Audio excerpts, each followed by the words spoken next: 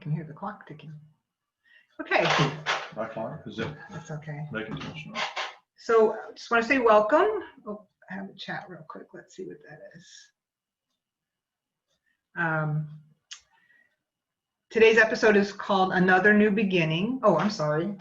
I didn't introduce myself. I'm Casey Pekas. I'm the director here at the Museum and Visitor Center. I'm here with Ken. Like I said a minute ago, we're finally in the same room together, which is really kind of nice, without masks. And Ken is our presenter, as he has been in the past episodes. And today the episode is on Another New Beginning. The previous one ended with depressing time, it says. So hopefully it's going to get better, less depressing. Okay, good. So we'll let Ken take it away.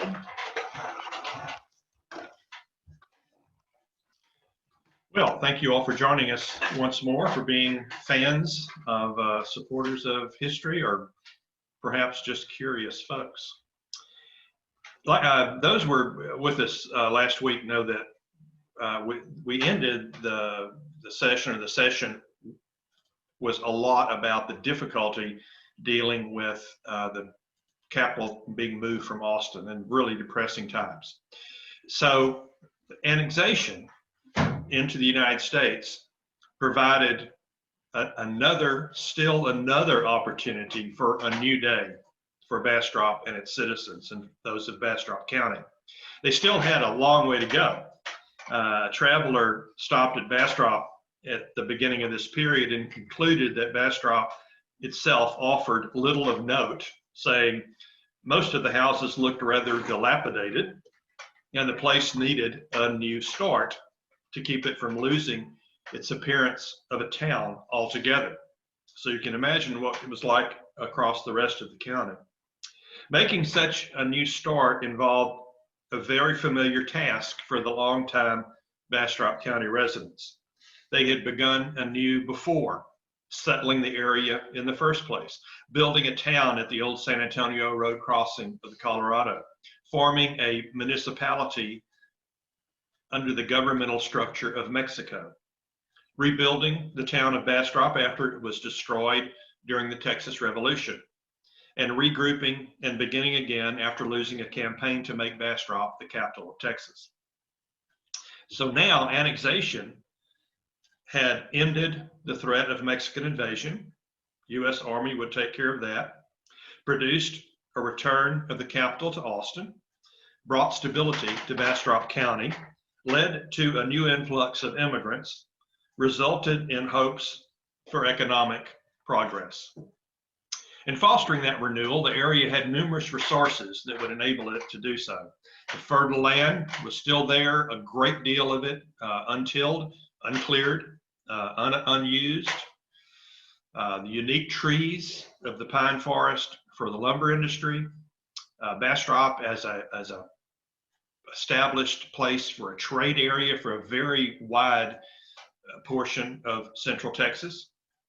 And increasing immigration brought growth between 1847 and 1850 at a 78% level, almost doubled the population from the time of annexation. But the influx of new residents was especially important. And the new arrivals were, in the first place, the same makeup as the original settlers, Old South whites, mostly farmers seeking cheap, fresh land, like those, as I said, who had come in the earliest days. Increasingly, they brought with them black slaves that constituted a second ingredient in the population mix. By the end of the 1840s, the county had 919 slaves, a 74% increase over the number in 1847, more or less matching the general influx of newcomers. Unlike major plantations across the rest of the South, however, there were not very large collections of large plantations with many, many slaves. In fact, only 2 had more than 30 enslaved persons. Slavery is an interesting topic, a tragic, horrible topic that I think merits a separate session. So I'll do that either as part of Uniquely Bastrop 2 or as part of this series. So I won't dwell on that much at this point. A third element began to make an important impact in the late 1840s, and that is German immigrants. Germany was in throes of difficulty at the very time that many Germans were wanting to immigrate to the United States. Texas was opening up. There was a lot of interest in trying to attract them. And so even though by 1850, only 7% of the free population, that is the white population, constituted the Germans, but they would begin to increase rapidly over the next several decades and made an important impact. The Germans had come for various reasons: problems of revolution and war in Germany, industrial inequality in Germany, a lack of opportunity for economic advancement, and the absence of political freedom, as well as heavy taxation. American and German whites differed in significant ways. Many Americans, there will be the white Anglos. I don't know how I'm calling them Americans for that reference. So the Germans were obviously at that point all native, foreign born. Many Americans owned slaves, but only one German owned a slave. 70% of the Americans were farmers, and only 44% of the Germans were farmers. The Germans were 3 times as likely to be day laborers as the Americans, and the Germans constituted 3 times as many craftsmen and tradesmen in the county's only town, Bastrop. You might expect a 4th portion of the population to be mentioned, Mexican natives, but there were never more than a handful in the county. For example, there's in the 1850 census of Bastrop County, there was not a single Spanish surname listed. I want to talk about some of the infrastructure and geographic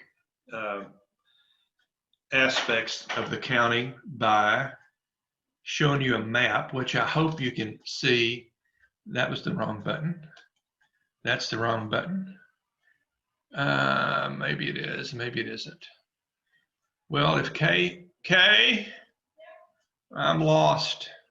So,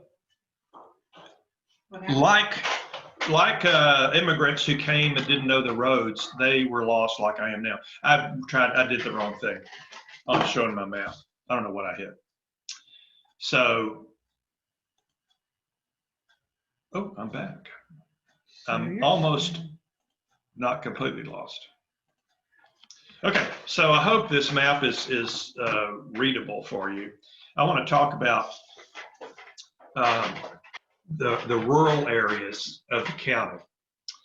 There was no place except Bastrop that could be considered a town or a village, but there were several clusters of population during this period, the last half of the 1840s. In 1845, let's see if I get my map. Here was J.C. Buchanan's store on one of the major roads, up from the river, maybe a mile or two. And closest to Fayette County over here. It, besides Bastrop, was the only place in the county that had a post office. So the concentration of the earliest residents were kind of in this area. They filled up in this area a little bit later. On the west side of the river, and we can see, I hope you can see the river there running, intersecting the county. On the west, and again, this is north, and even though this is a little odd, we always call this the west and this the east, even though it's south, west, and northeast. So on this side of the river, there were three fledgling settlements getting underway. One at a place called Walnut Creek that is more or less Rockney Red Rock, Watterson perhaps area. Another that here was known as Jenkins Prairie, named after the original owner of that land, Edward Jenkins. It had been bought, or half of it had been bought by the Hills at this point, but it was still at this point known as Jenkins Prairie. And on another one was near the San Antonio Road intersection with Cedar Creek, and it was called Cedar Creek. So those were identifiable communities at that part at that time in Bastrop County.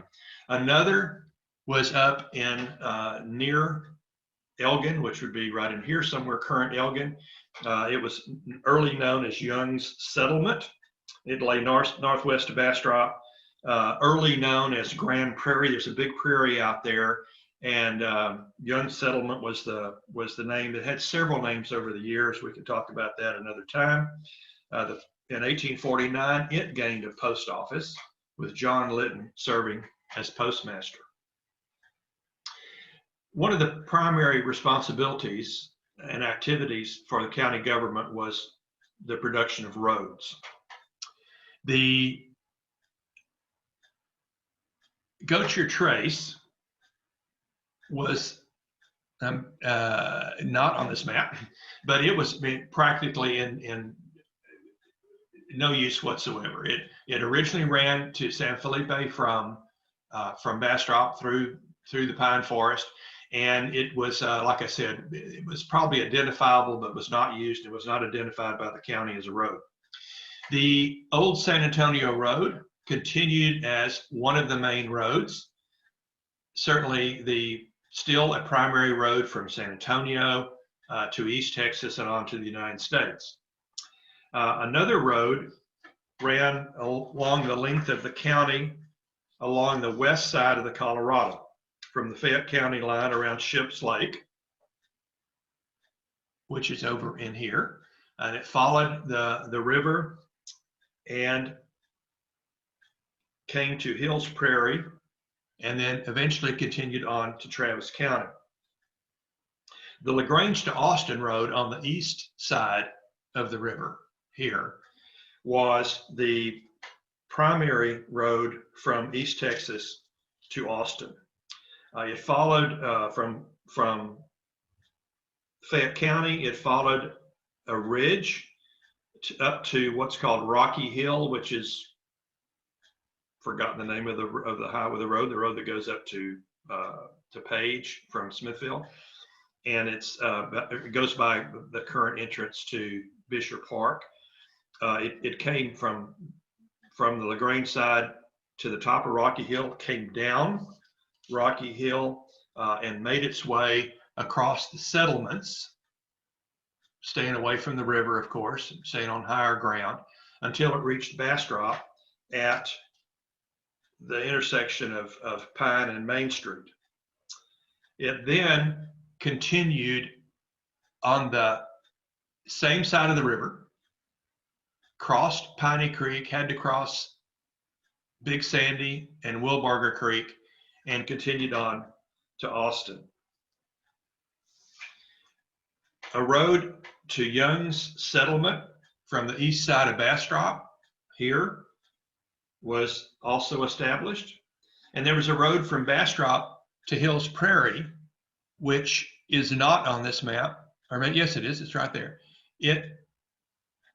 If you've ever driven down Lover's Lane and down that way and hit the river, you used to be able to see the crossing. I think it's been fenced off now, but there was a crossing there, so that instead of having to go all the way around like this to get to Jenkins Prairie or Hills Prairie, it could go straight across there. It followed more or less the route that the railroad eventually took, and it was a great shortcut as long as they could get across the river. Eventually, at the very end of the decade, a man named Alexander put in a ferry at what is now the Highway 969 crossing of the river. and eventually became known as Nash's Ferry after Nash bought it. But this allowed people to come from the east, cross the river at Bastrop on a good ferry, travel straight out, following the edge of the river. Again, not having passed any major creek along here, a little bit of Coppers Creek, but not much to get across yet. Cross the river on the ferry, cross the river here on the ferry, avoid these creeks over here, and go into Austin. That became, after the installation of Alexander's Ferry, became the primary route from the east to Austin. There was also a road from the Cedar Creek area to Austin. These roads were rudimentary. The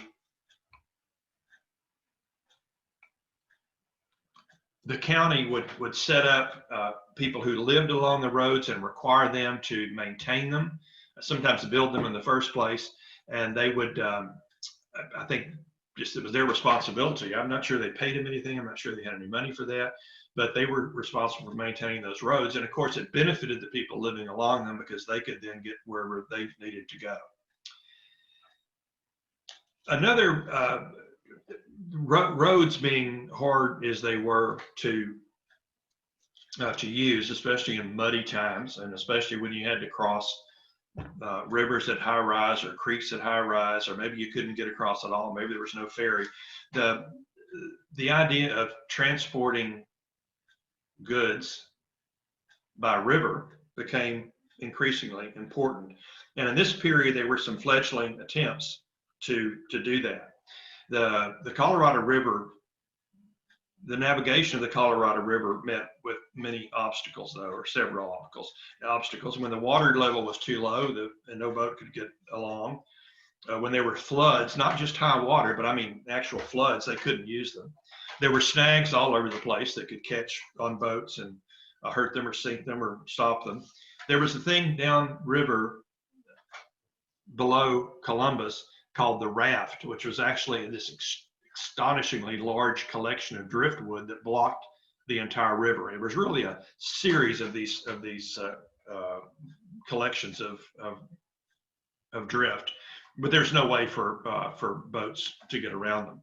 So the only solution was to transport goods from Bastrop to the head of the raft and then take them overland to meet other boats on the other side of the raft and go on down to Matagorda and the Gulf. They used at first flat boats or keel boats, a very, very shallow draft. They would build those in Bastrop, load them up with cotton, pecans, or whatever, and then pole them or float them downriver to their destination. And then they would do one of two things. They would tear the boats up and sell the lumber, or they would have horses or mules following along as they went downriver and hook them up and pull the keel boats, the flat bottom boats, back upriver to Bastrop. On an occasion or two, they figured out a way to put sails on them, and they could use the sails to get back upriver. I don't know how well that worked, but they did it. Eventually, paddle wheel steamers that would draw only 18 inches of water without a load were developed and used on a limited basis. A little more about that next time. The town of Bastrop, of course, remained absolutely essential. The county road system is always centered on Bastrop, the only town in the county, and the focus of business, political, cultural, and social life.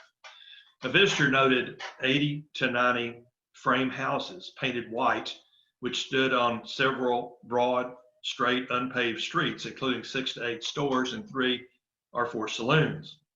Almost all the houses lay south of Farm Street, as I've mentioned before, an area laid out in 3-acre town blocks. One wonderful example of living conditions came from a traveler who needed a place to stay. So he said he obtained lodging at the business of a German tailor. They left their horses to graze on the market square. The building in which they stayed was 20 feet by 14 feet. Think about that, 20 feet by 14 feet, probably about like your living room. In that one building, it served as a pharmacy, Dr. Pledger's office, a tailor's workshop, a cigar maker operated there, and a saddle maker. The owner's family also lived there. The saddle and cigar maker both slept on the ceiling joists, which were covered with some boards on top but had no ceiling underneath. The tailor and his family slept in a place that was partitioned off from the rest of the building, and the traveler and others slept on top of and under the counter. Pretty amazing. There were plenty of activity of commercial and professionalism in Bastrop, general merchandise, doctors, carpenters, lawyers, teachers, blacksmiths, teamsters, bakers, shoemakers, butchers, cabinet makers, ferrymen, gunsmiths, masons, saddlers, tailors, and a wagon maker. It was a pretty thriving town, especially as the decade drew to an end. The decade of the 1840s drew to an end. Other than farming, the timber industry had long served as a mainstay of Bastrop's economy, and that also continued.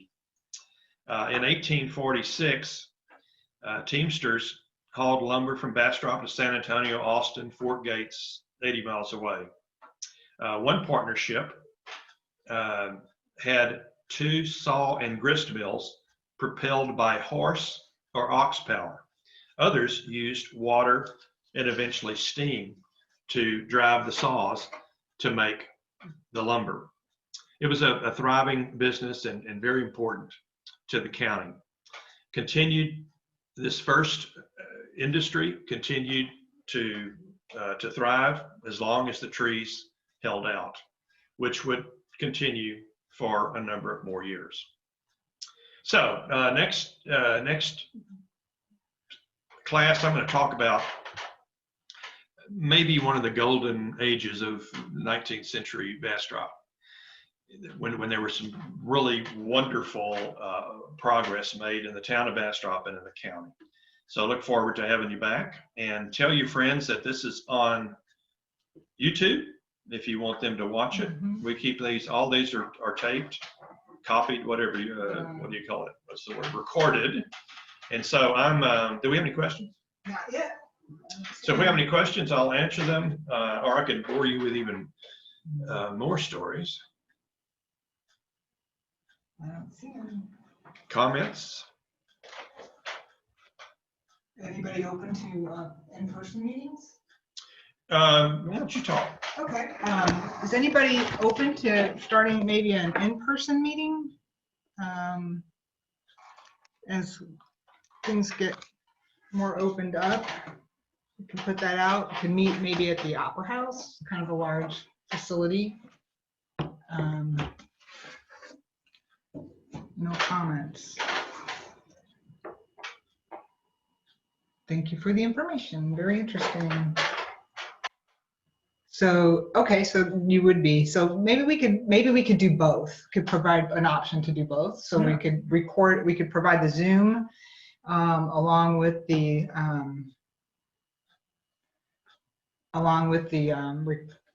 in-person. Okay, I will do that for next time. How about we do that for next time? Yeah, if you know how to do it. I know we're going to do it with the Historical Commission. There's a way to do it, and they had a speaker that was good enough to pick up the voices so the people on Zoom could understand it. Right. Well, the Opera House has a sound system. Oh. So with microphones and all that, I think we would be okay. But it'd certainly be worth a try. Sure. All right. Well, let's do that. I don't see any questions. Thank you all for joining us. We look forward to seeing you in person in June. So hard to say. Okay. Thanks again. And again, these will be on our website under Uniquely Bastrop webinars. Guys, take care.